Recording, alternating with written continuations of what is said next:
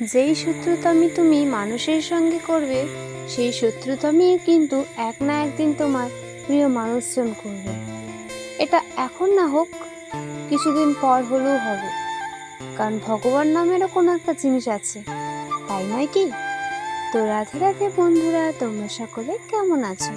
আশা করছি সকলেই খুব ভালো আছো। আচ্ছা, প্রথমের এই কথাটা শুনে তোমরা একটু অবাক হলে, তাই না? সেরকম কিছুই না, যেটা সত্যি কথা সেটাই বললাম, তাই না? তো আর কথা বাড়াবো না, আমার মিনি ব্লগটা আজকে শুরু করা যাক। তো আজকে সকালে উঠে দেখি আমার যে বাগান রয়েছে সেই বাগান এতটা খারাপ পরিস্থিতি ছিল।